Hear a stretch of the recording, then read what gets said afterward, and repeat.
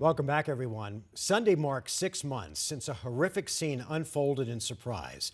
A man holding the mother of his child and their infant son hostage. The woman miraculously was able to escape and called police. The baby, though, was shot but rescued by officers who stormed inside that home. 12 News journalist Bianca Bono sat down with the two heroes and reports from Surprise.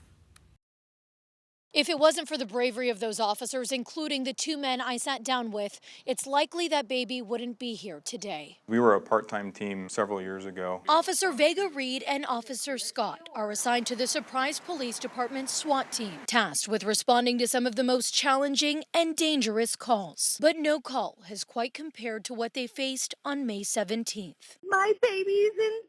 He's gonna kill my baby. Do you guys remember what you were doing, where you were when that call came in? Yeah, so I had just gotten in. Yeah, I was attending a demonstration for some robots that we use. I started hearing what began to unfold as a hostage situation. A mother and her then 7-month-old baby boy Jackson being held hostage by the father for hours. Police only finding out because the mother heroically escaped. The first responding officers hearing multiple gunshots ring out. Mom was out of the house. She gave us information that she had last seen her baby inside. We decided that, hey, this is actually a hostage situation. It's not just a barricade with just the suspect inside, and we need to start moving towards a crisis entry. Vega Reed, the first officer through the bullet-riddled front door. I remember it pretty vividly.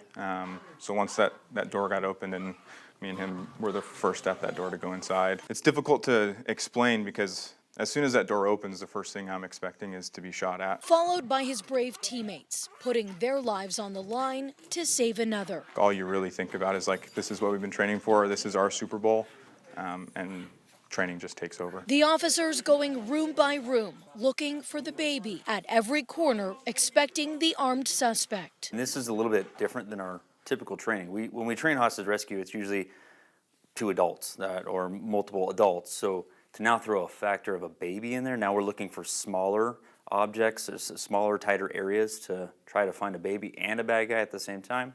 It becomes difficult. Then a miracle.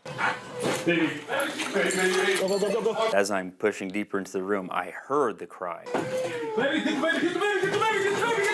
That's when I hear, get the baby, Officer Williams. And that's when I knew it was like, let's get that kid and we're moving out. Priority 1, hostage rescue is done. Huge sense of relief. Baby Jackson, who had been shot, was saved. A lot of that doesn't have to do with what we did. A lot of that's something else that intervened. The house would ultimately go up in flames, and the suspect was found with a self-inflicted gunshot wound, but dying from smoke inhalation. The only closure that I needed was that baby Jackson survived. 6 months later, these officers have been able to reunite with baby Jackson. Just to see him moving and smiling, laughing, it's hard to believe like that everything that day had to line up so perfectly for that kid to be where he's at today. Seeing the result of their bravery firsthand. How has this call changed you both professionally and personally? Having children, you definitely go home and at the end of it, when your things finally start settling down and you have to go back and now hug your kids and be like, all right, I'm glad they're safe, we're good, we're all safe. That's an experience there. Every time something like this happens, and especially this incident specifically, it really proves what's actually important.